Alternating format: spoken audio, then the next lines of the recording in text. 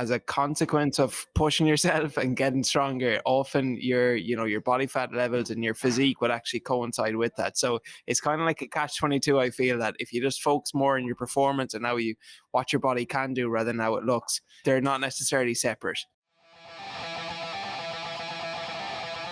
Wits and Weights community, welcome to another episode of the Wits and Weights podcast. Today, I'm stoked to welcome Adrian McDonnell to the show. Adrian is a very experienced online transformation coach. He's a former primary school teacher, and he spent over 4 years in education before following his passion for fitness.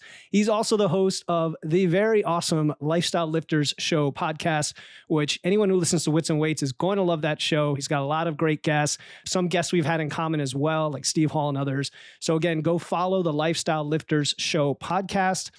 Adrian has transformed his life through training, just like we are all trying to do. And that inspired him to help others to do the same around the world. In fact, he's visiting right now from Dubai. He's reaching out from Dubai, but he's taught people and helped people in the UK, the US, UAE, where he is now, Canada, Australia. He has something called the McLifestyle coaching method. Love that name. Adrian helps clients transform their bodies, improve performance, build confidence, and he does all the one-on-one online coaching to help clients, get stronger, get toned, get fitter, improve their performance, all of that good stuff. Today, you're going to learn the real reasons you might be skinny, fat, and weak right now, and then what to do to get strong, to feel energized, to nourish your training and body and build that lean, well-muscled physique that we are going for. Adrian will also share his personal journey with body dysmorphia, so you can come away with some strategies for a healthier, more positive self-image. Adrian, welcome to the show, my man. Philip, thank you so much for the wonderful intro, and I'm so delighted to be here. Thanks for having me on. Yeah, man. We connect. I actually forgot how we connected, but we connected and we're like, let's swap on our podcast because they're very aligned. Yeah. I think it was 2 months ago now at this stage, so it's a while in the making. So it's great that we're finally up and running, Philip. Yeah, exactly. With the time zones and everything, and we wanted to do this back to back. But it was fun.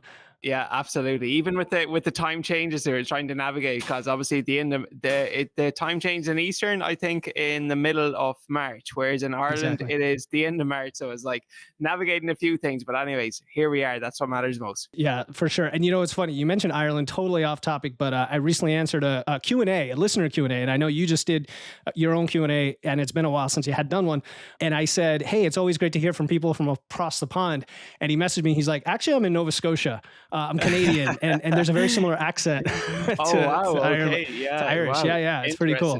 Interesting. So I got to remember to put on my no assumptions hat next time when I hear and see people. You can never be too sure, Philip. Exactly, man. So let's dive into the topic, and I'm sure people will learn all about you. And again, they should just check out your podcast, and they'll learn about you that way as well. I appreciate that. Let's talk about skinny fat. Definitely a term I like to throw around. I just had a cardiologist on the show, and we were talking about how people can be, they can kind of look thin or look skinny, have this, thin body, but really be unhealthy in many ways, and often comes down to, the body composition. So sure. What does it mean to be skinny fat, and why do we care so much about this? Yeah, fantastic question. Well, skinny fat essentially, Philip, as you might be aware, but maybe your listeners aren't, it's typically when you have a lower than normal amount of muscle mass and a higher than normal amount of body fat. So this would have been me, back in the day when I would have done predominantly cardio-based activity where no one would ever classify me as overweight, yet when I took my top off, I had that small little stubborn layer of body fat and a lower than normal amount of muscle. So some people refer to it as like a mum tum, a dad bod, feeling soft around the middle, but I think we all get the idea. Yeah, dad bod. That resonates with me, man. I throw around that term all the time because my listeners know I didn't even really lift properly until I was almost 40, right? I'm like 43 now. And in just 2 or 3 years, you can make massive improvements. Absolutely. Right? In your body. And so what contributes to skinny fat over time? How does it accelerate? And then, we'll obviously get into what we can do about it. Yeah, fantastic. So I guess the root cause of being skinny fat, Philip, comes from having a lack of muscle across your entire body. So often people, they might be quote unquote working out rather than training. And an example of this, it would be, first of all, I just preface by saying something is better than nothing. However, with that being said, often it might be a case you could go to like a group spinning class and you could do an hour of cardio. Or it could be a case that you go to a group quote unquote HIIT class and it's like 45 seconds on, 15 seconds off, and you're doing mountain climbers, you're doing burpees, you're doing box jumps, you're doing all of these fat burning exercises. However, none of these are really contributing to you building some lean muscle, which is the root cause of being skinny fat. So what I would suggest for anyone in this category, we can go on to solutions in a while, will be rather than focusing on, burning calories through cardio, through, quote unquote hip classes, shift and put a big emphasis, which you're speaking about in your podcast as well, Philip, I know, on compound lifts, on strength training, and just in general getting stronger. Because what you want to do is you want to shift your body composition to favor muscle mass more than body fat. You use your diet as a means to, drop body fat, get a bit leaner, tone up, and use your training as a means to build muscle, not to burn calories. So that would kind of be the root cause, I would say, like the wrong type of training, lack of emphasis on strength work. And then we can also go into nutrition as well, but that's like just a brief overview. Yeah, and there's so many good concepts there, and they're gonna go off into different tangents when we talk about principles. The first one you mentioned was working out versus training, and we can't emphasize that enough. 100%. Let's expand on that, like just so people know, even besides the cardio, let's say they do go to the gym, they're like, no, but I've been lifting weights for 10 years, or I've been doing CrossFit where I'm like slinging these barbells, AMRAPs. What is the difference between that and what you're talking about with training? So I used to work out. I used not to train. I used to go to the gym. I might start out with doing, bicep curls. Then I could do some calf raises. Then you could go on to the pec deck, and then you're walking around. You might do a bit of core work, and no two workouts ever look like the same. But when you think about it with strength training, like it is a skill in itself, Philip. And suppose that you want to become fluent in Spanish, and imagine you practice Spanish Monday, Wednesday, Friday, and you do that consistently for, we'll say, 3 to 4 months. Whereas me, I do Spanish on a Monday, I do French on a Wednesday, I do German on a Friday. By the end of the 3 months, who's going to be more fluent and better at Spanish? Strength training is exactly the same. So working out effectively is where you're seeing one thing on YouTube and you do that for day one. You see something else on IG, you do that for day two. You do a fancy circuit that you saw an influencer do on day 3, and no two workouts are ever the same. So it doesn't even have to mean that you're doing excess amounts of cardio, but it's more so like you're going in without a structure, without a routine, without a purpose. Yeah, and how many times have you been on a like a discovery call or something like that where, and I get this with women a lot, and they say, well, do you know such and such workout program on YouTube? They always ask me, and I'm like, sure. I can't keep up with them because there's so many, and I have no idea of the quality of it, right? And like, look, I guess the idea is, you said though, the principle, at least people are working out their training. It's better than nothing. Yes. But I guess if it's a case that this is a results business too, and if you do want to optimize that, you don't need to sacrifice one to get the other. Yeah, for sure. And results business. And you mentioned skill development. It's been a while since I read Atomic Habits, James Clear. Everybody seems to know that now. But I was refreshing through the concepts. And one concept I always love is the compound interest of your habits, of like in 1 year, if you just improve 1% every day, you're 3,700%, you're like 37 times better, right? Yeah. So like you said, even training 3 days a week, doing a progressive program, what does that compound to, right? Absolutely. Yeah, absolutely. So there's a few different aspects of this too, because you mentioned spinning, cardio, HIIT classes, stuff like that. What do people say? Well, I enjoy that stuff, or I enjoy doing cardio, right? Or I can't work out. I can't just lift weights because, either it's boring or I don't like to be by myself or whatever other reason, they like the group classes.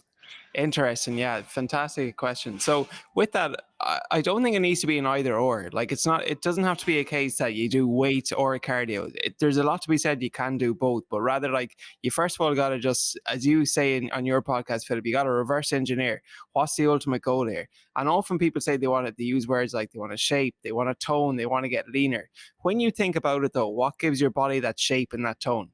It's having muscle in the absence of body fat. You build muscle by lifting weights, you lose body fat by being in a caloric deficit. So you can use your cardio as a means to get you in that caloric deficit. But if you really want to have that shape and that tone, that is where, some structured and routine strength work will come into play. So if someone, and I think this is important too, as coaches, that I know a lot of, for clients, they always like to finish a workout on the high and like just feel like they've achieved something. Even if they did a good workout, like almost get that sweat on. So if you do fall into that category and you know what, you like your spinning classes, you like your HIIT workouts, what you could do is add a 5 or 10 minute finisher at the end of your strength workout. And that way you're getting the best of both worlds. You're doing some structured work. You're also, getting your heart rate elevated, which is many benefits to itself. And you're enjoying the feeling, you're enjoying the process. But the big bonus will be, provided you're following a good program, you're also seeing results. Yeah, that's a practical kind of like your lifestyle way to do this. That I love that example, because adding something in that you enjoy, even if it, we always talk about practical versus optimal versus like, 100%, this perfect thing, right? And as long as you're prioritizing the thing that's most important, you've got a lot of room and flexibility to kind of fit other things in without overdoing it. Without overdoing it, exactly. Without overdoing it, right? Yeah, one of the students in my like group program, she had a similar concern. She said, I love to do these group classes, but I also know the value of training. So she came up with her own idea to like work out at home one day a week, go to the gym, do one lifting session a week, and then the other day is the group class. She's like, I'm just going to do the group class. I said, that's great, because now you're lifting twice a week, and where you're doing 0 before. Absolutely. No, and there's a social element to it as well. Some of our members are exactly the same. They might like combine both, and look, at the end of the day, it's getting the best of both worlds, but it's just making sure that you keep the goal at the same time. You're not always program hopping. For sure. Now, you mentioned building muscle versus losing fat. So when we talk about skinny fat, how do you, when you recommend to clients who, let's say they're a noob, right? They're just getting started for the very first time. That's a certain scenario that's maybe a little distinct from an intermediate to advanced trainer who's been doing it a while. So let's do the different scenarios here for a brand new person. And let's say they feel that they have 20 to 30 pounds of weight to lose, fat to lose, which is not uncommon, right? Like unless you're in the more obese, kind of metabolically unhealthy range, which is a different population. You often have like men who are, you work with men and women, right? Or just absolutely, men and women, Okay. And so you have men who are like 25% body fat, kind of maybe pushing 30, but they're not like, massively overweight, but they need to lose some weight to get into a leaner, healthy state. What is phase wise? Go ahead. Like periodization and phase wise, what would you recommend? The good news is, like, if you're someone new to the gym and you don't have a whole lot of experience, you can actually optimize both. Like they are the champagne years you need to take make the most of. So what I would do in that situation is, if this individual would say this guy's at 25% body fat, first of all, what we're speaking about, get them lifting weights, get them stronger. That's going to give your body that shape and that tone.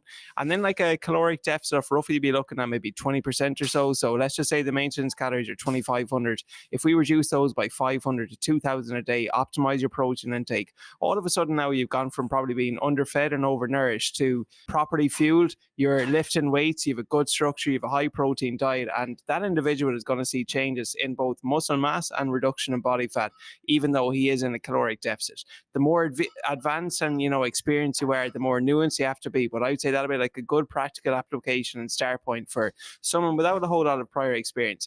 Get your lifting weights, build your program around the fundamental compound lifts, depending on your experience level. High protein diet, micro and nutrient dense foods, and then just making sure that your caloric amount is in alignment with your body weight and with your goals. Sure. Yeah. And so they do all these things super easy, right? No, I'm just kidding. It's always simple, but not easy. One day at a time. Yeah, absolutely. Right. Yeah. And then they've been training for, let's say, a year or two is when you've seen like tremendous progress in that first couple of years when you've been doing it. And they got to what they consider lean-ish, right? 15%, maybe 10%. Body fat number doesn't matter as much as like your own, how you feel and how you look and all that perform. What would then over year for the next 5-10 years, right? What would be a good amount of time spending muscle versus losing fat? Let's assume they wanted to cycle and they don't want to just sit at maintenance most of the time. Oh, that's a difficult question. I guess it would depend on the body composition, Philip, because like if you're someone who you've more body fat to lose than muscle to gain, oftentimes I find from a confidence perspective, an individual's confidence will go from a 5 to an 8 or a 9 when they start seeing themselves like they've never seen themselves before. So all of a sudden they're, seeing more visibility in their abs, they're seeing more definition. I would almost suggest in that situation, get to like, 10 to 12 or 10 to 15% body fat for a guy, maybe 20 to 22% for a female, and then focus on doing what we call a lean bulk or a lean gaining phase, where a lot of new research just with Eric Helms, where, the the caloric surplus required to gain muscle, there was like two studies, and one group was in like an excess of 600 calorie surplus. The other one was like maybe a minimal 5 or 10%. I don't know the exact numbers, but both groups, they essentially gained more or less the same amount of muscle mass. But the group with the higher caloric surplus, significant increase in fat gain on top of that. So what I would do with that individual would be increase their confidence, reduce their body fat, get them to like a lifestyle lean level, what we call. And then that way, then you can focus on, okay, now we've reached goal 8. Let's focus on now adding some lean muscle. And this is like essentially the lifestyle cycle of a lifter. You you spend time cutting body fat to get a bit leaner. You've spent time, building some lean muscle. And then when you get your body fat levels high enough and you want to drop down again, you have a better base to go off. You look that bit better. And it's like just a rinse and repeat cycle. Something similar to that. But again, it depends on the goal. Some people just want to be healthy. They want to be fit. They want to be able to play with their children. They don't want to be, stepping up on stage and measuring every morsel and gram. And for those individuals, it's just a case of James Clear, like literally dialing in what are the weekly non-negotiables, what are the non-negotiables you're going to accomplish in every single week. And that could be 3 to 4 workouts, it could be 10K steps, it could be 80-20 nutrient dense foods, and just being consistent with that. But the more dialed in you are, the more nuanced you have to be, the more you have to like look at the details. So it depends on your goals as well. Because for instance, I just had a consultation with a guy and he said, like, look, I don't want to be weighing everything out. I don't want this to be taking over my life. So what do you want to do? What are you willing to do? What won't you do? And for some people, you don't need to be like this dialed in and that perfect. And the result being your results are going to take that bit longer. But for someone who wants to take it more seriously, that's when you'll be looking at like, optimizing your training, your macros, your protein and everything. Cool. Yeah. So I love what you talked about with having non-negotiables. And that's what comes up to me is process-oriented goals, right? Like we 100%. Talk about goal setting, we talk about outcomes, right? But then there have to be some sort of values that drive that goal. And that's like your why, right? Like you can really dig in on that why. And then either have, like you said, metrics that you're going after, which are still goals, but they're in the short term and they're measurable, maybe daily. And then process-oriented outcomes, which happen constantly. You constantly get the win. So for 100%. For those listening to you, like that's a great, even just starting right now today, listening to this show, coming up with that first non-negotiable. And it might be sleep. It might be, I'm going to hit the gym, 3 days this week. And so what are you going to do about it? Those lists, like, are you going to schedule that put it number 1 on the list, right? Yeah. And it's just focusing on the person you want to become. Like, see yourself as the person you want to become. And then every act you take, it's either helping or hindering that progress. Doesn't mean you have to be perfect, but just as long as you're moving in the right direction, as long as you're making those changes, like that's the ultimate way of making that lifestyle change. For sure. Yeah, we love that. It's no quick fixes here. It's a lifestyle. So you mentioned, I want to address a couple more scenarios. Let's talk about men first. I've seen the spectrum. You've got the men who want to get super strong. They want to push their PRs. They understand the value of eating and gaining and even just absolute force production from having more mass, even if fat comes along for the ride, knowing they can cut it off later. And they kind of push themselves up into this range of like, let's say a guy who's 5'9", you're good with inches, right? Yeah, for sure. Yeah. A guy who's 5'9" who wants to push up into that, well over 200 pound range in his body weight to kind of push his deadlift and his squat. And then at some point it's going to have to bring that off. And then you have the guys who just want the 6-pack.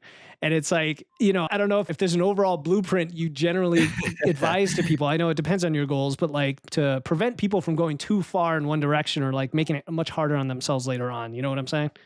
Yeah, I think it's just navigating the conversation and sometimes like just getting into their psychology and their why of actually what they really want to accomplish. And then from that, like you have to reverse engineer. Okay, so you said you wanted to accomplish this. In order for us to do that, these are some of our weekly or daily non-negotiables we need to incorporate. So for the individual who's 5'9" and over 200 pounds, he can still lift his weights, he can still lift heavy, but it's more so optimizing the nutrition. So he's in a slight calorie deficit. Whereas maybe for the other individual who might be a bit skinny, but quote unquote has a 6-pack, it's just a politer way of saying we might want to gain some mass while, maintaining that 6-pack, but just be open to the fact you might gain some body fat on top of that. For sure. I don't know what's going on there. It sounds like a game in the background or something. So for any of our listeners, apologies. I'm recording this in a cafe, so there might be some odd noises here and there. Yeah, it's not bad. It's not bad. So you said reverse engineer. I love that. That hits the engineer button for me. And I love doing that, right? Working from the end and going back. And then you're basically starting to constrain yourself in this envelope of reality that says like, okay, to get here, this is going to happen. And these are the trade-offs. And you can't deny that. Like that is reality. And to do something different means you have to change the choices and the You have paths to change your, and it doesn't mean you have to change them all at once though, like that. Mhm. And I know that's something you preach as well. Like it could literally be that, you incorporate a new habit every single week. I think it depends though as well, Philip, because some individuals, they work well off just, I don't like the all or nothing approach, but for some individuals, they're like, I want to be balanced, but God forbid they've been out of balance for, 6, 12 months where they actually have been in the opposite direction. So to put them on like maybe a stricter approach at the start might work better. So they see a quick win, they start seeing results, and then you can have like periods of micro imbalance to get macro balance. So you could actually go, and really, rather than dipping your toes, you could go all in for maybe 90 days and then slowly transition out as you start seeing results. Whereas for other people, they might just want to take that slower approach. But the trade off is you're not going to get, quick wins as frequently, and the results are going to take longer. So no approach is necessarily right or wrong. It's just rather like, what's your goal, what's your vision, and what's really driving you. Yeah, I love that. Micro balance and macro balance. I like that idea. And even the idea of balance is like, it's become a buzzword where nothing's going to be, this perfect pie that's all sliced up equally. Exactly. But you're right. Strictness, we sometimes, like I use it too. I'll say, well, we don't do restrictive diets, but there's a level of strictness that can be helpful, especially when you have a coach or somebody kind of looking over your shoulder to support you if you fall a little bit out of that boundary. So that's a really good message, because fat loss, for example, I have people reaching out all the time about rapid fat loss. And I'm like, well, let's set on the brakes for a bit and just understand what you're trying to accomplish. And then if they're like, I lift, I do this, and I haven't been dieting in a long time, and I've been tracking and I know my maintenance calories, and I'll do it for 3 weeks and I'll use refeeds. I'm like, all right, you know what you're doing. Like that'll work. That's fine. Yeah, sure. You can go way beyond that 1% and probably still hold on to your lean mass, versus somebody else who has been yo-yo dieting and they don't have their protein and anything. They're like, I want to do rapid fat loss. I'm like, no, you want a quick fix crash diet. That's not going to work for you. Right now. So the big thing for that individual is they might know how to do the rapid, but they don't know how to transition out of it. And that's unfortunately why so many people rebound after an unsustainable fat loss phase. Yeah, there you go. For sure. And so speaking of women, I know we weren't speaking of women, but women tend to have the history of more frequent dieting. We just know that for a fact. And oftentimes women tend to want more fat loss, men tend to want more muscle gain. What is your general advice to most women who come in who have that history of dieting? They still are not happy with their body image and their size. And, they're like, I just got to lose the weight. Right. And they're open to strength training. They're open to using barbells. They're open to the high protein and all that good stuff. Where would you start? Let's say after the initial maintenance phase. Let's assume we go through like a maintenance phase. That's what I was just going to say. Exactly. Yeah, I don't want to jump ahead. Go ahead. Yeah. No, that was literally it. Like, just get to know their history first of all. Like, what's their current nutrition looking like? And for some people, it mightn't be a case you just put them straight into like, are you actually ready to go into a dieting phase? And you have to be like mentally. Sometimes it can be. There's going to be an element to hunger, so mentally you have to be prepared for that. So I would just go through the conversation. What's their why again? And assuming that they haven't been following these restrictive crazy diets for a while, then you might like go through a restoration phase before going into a fat loss phase. But for some women, it's almost the opposite. It might sound counterintuitive, where like I had one client, Becky, and she was a vegan and, eating very, very cleanly, training 6 days a week, a lot of cardio, a lot of activity, and 1100, 1200 calories. She wasn't losing weight. Now, when someone says that to me, I'm like, okay, you might think or you might assume you're consuming 11 or 1200 calories, not losing weight. But I looked her in my fitness pal, got her to upload photos. Everything was dialed in. So over a 12-week period, we increased her from, I think, maybe 1100 to 1800. And her weight went from like maybe 76 down to 69. So like that was just like a restoration phase more so, because she'd just been dieting at relentlessly low calories and over exercising for 2 years. So I really do think it does depend on the individual, whereas someone else, it might be a case that they're eating quote unquote healthy, but they're not losing weight. And they might actually be eating healthy when you look at their food diet. It could be something like porridge, it could be some fruit in the morning, it might be some, brown bread at lunchtime with some soup. But it's like typically like a low protein diet with like lots of high calorie dense food like nuts, like dark chocolate and so on. And if you just literally change the caloric and the type of food that they're eating to favor more higher protein, higher fiber, those individuals, they can actually drop that body fat, and it's more so like their nutrition they need to diet in on. So I do think, Philip, it depends on the individual, long story short there, and like just what their history is, what their goals are, and what they genuinely would have tried in the past. Hi, my name is Lisa, and I'd like to give a big shout out to my nutrition coach, Philip. With his coaching, I have lost 17 pounds. He helped me identify the reason that I wanted to lose weight. And it's very simple: longevity. I want to be healthy, active, and independent until the day I die. He introduced me to this wonderful little app called Macro Factor. I got that part of my nutrition figured out. Along with that is the movement part of nutrition. There's a plan to it, and he really helped me with that. The other thing he helped me with was knowing that I need to get a lot of steps in. So the more steps you have, the higher your expenditure is, and the easier it is to lose weight. When it's presented to you like he presents it, it makes even more sense. And the other thing that he had was a hunger guide, and that really helped me. So thank you, Philip. It always does. It always depends on the individual for sure. And these examples you talk about where someone has been quote unquote dieting at quote unquote 1100 calories are rampant. Like these stories are super, super common. And you're right. The first question is, are you really consuming that? And it's not that we're trying to gaslight people. We're trying to recognize that there's a gap in information and there's some extra knowledge we can gather about ourselves and our bodies. And that's very empowering for men and women to know, oh, you know what? I've actually been consuming 2000 calories. Now Adrian has me consuming 1800, but a known 1800.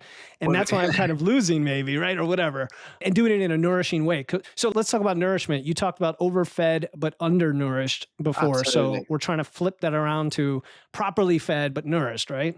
Yeah, absolutely. So like really it comes down to some of our principles of Mac Lifestyle Fitness. So first of all, a plant and a protein at every single meal. So, and of all the meals, men and women, we often find that breakfast tends to be the most challenging one that an individual gets their protein in, because it's often like just they're on the go. They might have some oatmeal or some porridge, could be like cereal and stuff. And like you have to really be specific and dial in with your protein at breakfast. But for any individual, what I would recommend, assuming that you're not overweight, take your body weight and multiply that by 2, and that'll be a good target for you in terms of your daily protein intake. So if you're an 80 kilogram individual male, that'll be roughly 160 grams. If you're 60 kilogram female, that'll be roughly 120 grams. And once you know that number, just ask yourself, how many meals a day are you typically having? If you're having 4 meals a day, divide that number by 4, and that's roughly the amount of protein you want to have per meal. So for a male, 160 grams a day divided by 4 meals, very, very simple, 40 grams of protein. Now all of a sudden, how do I get 40 grams of protein in? Well, that could be 300 grams of Greek yogurt. It could be 2 scoops of protein. It could be 2 eggs and 5 egg whites. It could be 150 grams of chicken, 150 grams of steak. It's actually not that hard once, as you say, Philip, you reverse engineer. So that'll be the first principle: plant or a protein at every meal. The next one being a plant. So plants, either a fruit or a vegetable. So with your breakfast, it could be some fruit, blueberries with the porridge. For lunch, it could be, some spinach, some salad, some veggies, etc. But the reason these things are important is because protein and fiber, so protein and a plant, they will help keep you fuller for longer. And the ultimate goal of dropping body fat is you should aim to eat as much food as possible while staying within your caloric limit. And a good way of doing that is high protein, high fiber, and also drinking lots of water. Yeah, awesome. Yeah, we preach exactly the same thing. And just to convert the numbers for Imperial, right? You mentioned 2 grams per kilogram. That's like 1 gram, or it's Roughly a little 1 bit less gram than per 1 pound. gram per Yeah, pound. Yeah, exactly. Yeah, exactly. Yeah, no worries. There was a study, I think in the latest Body by Science. I don't know if you subscribe to that, Dr. Bill Campbell. Oh yeah, very good. Yeah, no, I was in an issue in May, just to toot my own horn. I was in there talking about ab and something carbs. But anyway, the recent issue, he reviewed a study on protein that showed that 2 populations consuming the same calories, one that had low protein, one had high protein, their body composition improved even in the lack of strength training, which is incredible. It just shows you the value of having that high protein in your diet. Yeah. Crazy. Yeah. I can look it up for you and see what the study is, because we're a big fan of using evidence. And like you mentioned earlier about gaining muscle and not gaining too much fat, I think you were talking about the Helms Absolutely. study. It was the Helms study. Exactly. Yeah. Cool. Yeah. And maybe if I can remember, I could throw those in here. Yeah. Yeah. So I don't know what else there is with skinny fat other than, get started today, like training and building muscle, right? Yeah, for sure. Like literally, if there was a three-step process, I would say, lift weights, focus on the compound list, which is what you're always speaking about. Not saying to cut out or to remove the cardio, but rather I'd say spend double the amount of time lifting weights you do doing cardio. So if you do 2 hours or 1 hour of cardio a week, try to do 2 hours of weights at least. And then just finally nourish your body properly by having the high protein, the high fiber, nutrient dense foods, and just making sure you're consuming the right amount for you and for your specific goals. Beautiful. I'm sure you found that comes up almost every podcast episode you've ever done to some extent.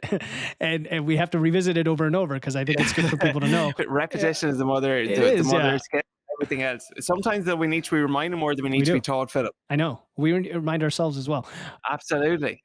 So let's switch into a little more psychology and get into the body dysmorphia topic. I think that's a really important one because when we talk about skinny fat, or we even use labels for shapes of bodies, or we talk about body composition and everything else, there are a lot of benefits beyond physique, right? We could talk about all the benefits of having muscle mass to the day you die. You want to be lifting to you. Like I always say, I want to die doing a deadlift when I'm like 99 or whatever. But you've had a history with, body image challenges. So tell us about your experience. I'll just leave it open. Tell us your story and then how it shaped your approach to where you got to today. Yeah, for sure. I'm not really sure when it started. I guess when you initially start lifting weights and you see yourself look like you've never seen yourself before, I would have almost tied a lot of my identity to my body fat percentage. So when I was looking leaner, I'd obviously be happier within, but then if I gained a small bit of body fat or you had a bit of fun every now and then, you went for, takeout with your family, or you just had some drinks at the weekend and then you woke up the following morning, you're feeling somewhat bloated. It's almost like your own worst enemy is living between your two ears. Like you're feeling guilty, you're feeling ashamed, like, what are you doing? And I fell into this rut where I would nearly have to like exercise to undo, quote unquote, undo the damage of, the night out involving alcohol or maybe the odd takeaway. And I would say then that got to its height nearly last year, not necessarily the alcohol side, but definitely the body dysmorphia side, because I competed for the first time in bodybuilding. And it probably wasn't something that I was fully prepared for. Like I didn't even intend on competing last year, but I just did a mini cut and then that transition to, well, what if? And then all of a sudden I hear there's a natural bodybuilding competition on maybe 7 or 8 weeks from now. And I was already in decent shape after a photo shoot. And I got my body fat levels to, single digits and, basically peeled to the bone. But the aftermath then, when you see yourself looking like that and you like tie a lot of your identity to who you are, the type of person you are, to having that low body fat percentage, when I started like gaining a small bit of body fat, I did find it hard to accept. And this like came also, which again, I don't think I'll compete again, but like just an obsession with food. Like your day is literally thinking about your next meal.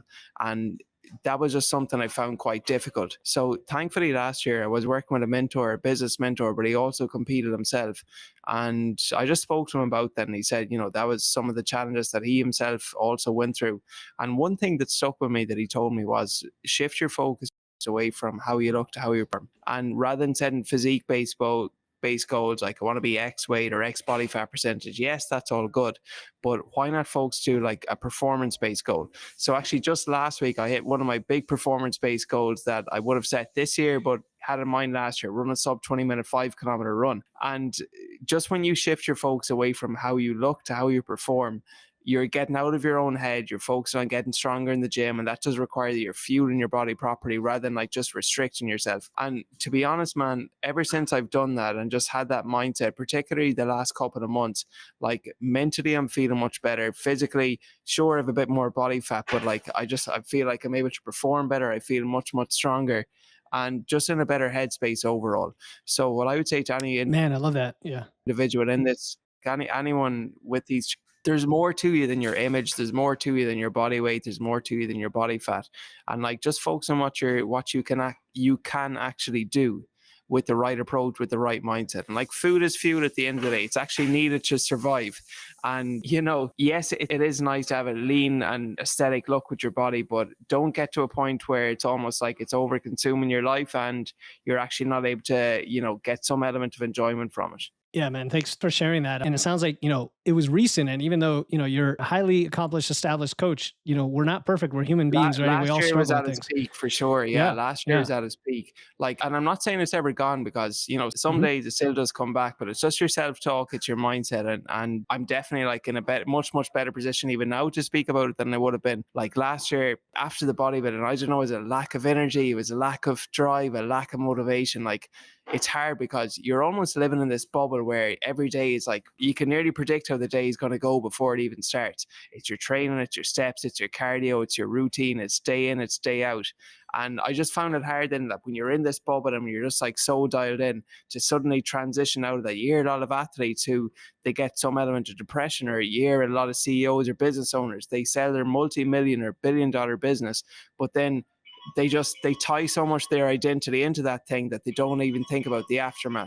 And while I'm not the same in the sense of the bodybuilding, but it was more so the routine and something that I was married to, that when I had to get out of that, and then all of a sudden you see yourself gaining some weight, it can be sometimes hard to take if you don't prepare yourself mentally for it. But with that being said, I'm so grateful to have gone through it, because now like I've become a much, much better coach, and I can relate to some of my clients who have some of these similar challenges. I had a conversation with a guy recently, something similar, or even like just anyone in a fat loss phase. They're like, yeah, okay, you're feeling hungry, you're in a calorie deficit, that's a good thing. It's a sign your metabolism is adapting, you're dropping weight, you're dropping body fat, and it's a sign that it's working. Look, it was an experience, man, and it's been great to go through, and it's also great that, I'm at least on the other side of it, or moving in the right direction, to say the least. Yeah, I mean, that there are a lot of lessons there for folks who, including the idea that think twice before you go after an extreme goal of any kind, 100%. Yeah. whether it's athletic or otherwise, like you said, even in business, where that actually, when we talked about balance before, that is something that can shift your balance to where you're, consumed or completely focused on this. And it doesn't have to be like you said, there are some positives. I'm sure you learned a lot through that process. I remember talking to Steve Hall, and I know you talked to him as well. Like, he's a big fan of making yourself more resilient and kind of gritty through these kinds of things, but not letting them become your life forever, For sure. Yeah. And just not wrapping all of your identity into one thing. Your identity. Yeah. For sure. Yeah, the physique-based goals instead of performance-based goals. It's funny you mentioned all that about body fat. I just did a training like yesterday in my community about body fat, because people are always asking like about body fat percentage and how to measure it and everything. And the overall theme was like, it's just a little number. It's not very accurate, but we can use it to tell trend. But let's not use that as our goal. Like, let's not use body fat as our goal. Let's do the more deeper goals. And you're emphasizing that. Yeah. But the ironic thing is, Philip, that often when you focus on the performance-based goals as a consequence of pushing yourself and getting stronger, often your body fat levels and your physique would actually coincide with that. So it's kind of like a catch-22. I feel that if you just focus more on your performance and what your body can do rather than how it looks, they're not necessarily separate. For sure. And I think that could be very helpful for folks who want to build muscle and are afraid of gaining weight at all, like on purpose. Because I remember the first time I did that and I gained weight on purpose, it was liberating at the same time, but very scary, right? Because I am drinking whole milk or pounding down all these calories. And I'm like, I'm actually gaining weight on purpose, but doing it in a controlled way along with the training, which I had never done before. Yeah. So, when you say focus on everything but the scale weight, other than a tool to kind of measure retroactively that you've got the right calories and things, it can be very liberating, because then you're like, oh, my lifts are going up, my energy's going up, I'm getting more sleep, my hormone markers are better. Like, all those things can, especially when you're gaining, right? Because then everything is kind of improving. Yeah, for sure. Yeah, no, it's the life cycle of a lifter. What we were saying at the start, Philip. That's right. The improvement season. You want to be living more in the improvement season than the cutting season, I would hope, though. Absolutely. Yeah, over the long term, and it's something like you see a lot of elite athletes over here in Dubai, and a lot of them are saying, like, the ratio of time they spend in a fat loss versus an improvement phase is what you're saying. It's like minimum for some people, it's like 6-1 in terms of years. For others people, it might be like a 3-1. But really, there's a lot to be said of just building a good solid foundation and base by packing on muscle. And then once you have that base, that's when you can focus on like trimming it down, what we were speaking about at the start. Yeah, no, what about, let's go back to women, because I tend to see body dysmorphia more common in women, but obviously with men who've gone through something like you did. And I think there's a big influence because of social media. So let's get into those thorny waters of the fitness industry, social media, how they contribute to this, how we should maybe put our critical thinking hats on, even like men and women listening to this and looking at their content and their feed, like, is there an approach they might take that's a healthier approach to help them out? Yeah, well, like social media, first of all, it's a highlight reel. And like, so you have to ask yourself, like, what does that individual do, or what does he or she have to do in order to maintain that body fat level? Like for me last year, this was, relentless fat loss phase of, God, 15 weeks plus, but it was like everything was dialed into a T, like 15K steps, cardio, strength training, like every single day. So the amount of hours you're putting in a week for that, I love the three WWW questions. What do you want to do? What are you willing to do? What won't you do? And if you have that, body dysmorphia, and you're looking at that individual, but then if you were told that, okay, if you want to get there, Susan, are you willing to train 7 days a week? Are you willing to walk 15K steps? Are you willing to do, 6 strength sessions and 5 cardio sessions per week? And if that's something you're willing to do, you know what, you might get there down the line. But for a lot of people, when you actually understand the trade-off, not to mention your energy levels being on the floor, like often it's actually, you probably don't want to get to that place. So that's what I would say there. It's like, just really, social media can be a highlight reel. And also you have to understand, like, the way lighting is going now, and like, you see people, and literally it's like the lighting in a hotel gym, or they optimize everything. Like, you can look very, very good and deceptively good just for like one photo, but you don't always look like that. So there are just some ways that I would say, like, what's that individual have to do to maintain that shape and that physique?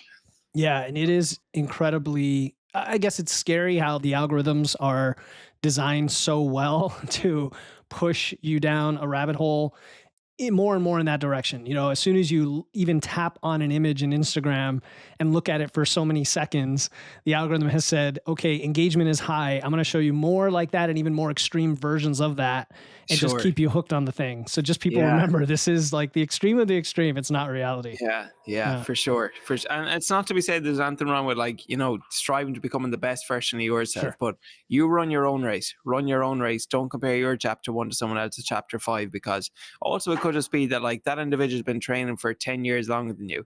And sometimes, for someone listening to this, you're like, God, am I seeing results? Sometimes I would have fallen into this bracket, but you just have to, you might be doing anything wrong. You just need to expand the time frame, give yourself a bit more of a runway, and like over time you can, optimize your performance, your physique, and how you look. But you just focus on yourself. That's what I find works best. And also, one other thing with this, and this is huge in Dubai, Philip, and we got to be real here, like TRT, testosterone, steroids. In the gym that I train in, I would say nearly 90% of people are using some form of optimization there. So it's not even a level playing field anymore, and you don't know what anyone is doing on social media. So again, no need to compare. You just focus on yourself and run your own race.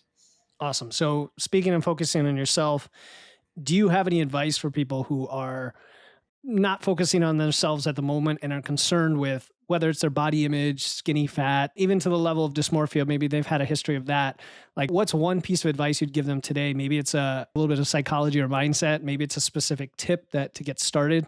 On just what I was saying, focus on your performance rather than focus on how your body can perform rather than how you can look, and set a performance-based goal that it's going to stretch you. And it could just be a case you do 10 bodyweight chin-ups. It could be a case that you do a deadlift double your body weight, but just focus on those kind of goals. And that way you're going to start loving the process of just working out more.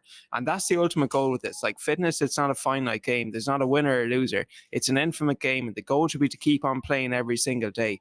And I think a good way of doing that is like just setting yourself goals that's going to get you up in the morning, that get you excited about your workouts, and something you can work towards. And if that is a challenge of yours, speak to coaches like Philip, and he can, I'm sure, guide you in the right direction in terms of like what to follow, what to focus on. And sometimes you just need a second opinion to get out of your own head. And also understand these thoughts are normal.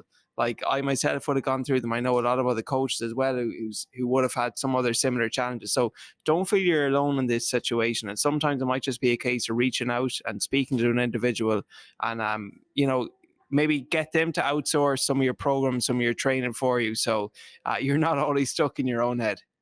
Oh, love that. These thoughts are definitely normal. You are not alone. Seek help. There's help that comes in so many ways. Don't think you have to hire a one-on-one coach. There are many, many ways to do it, from the podcast to group communities to group programs to one-on-one to all sorts of ways to get help. And you're not alone. Pick something that can stretch you, focus on the process, and then you're going to start to love the process. And that's how the results come. Very exciting, man. I want to ask you this. I do ask it of all guests.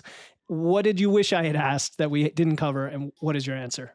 Yeah, great question. I was thinking about this earlier on. What fuels you and keeps you going?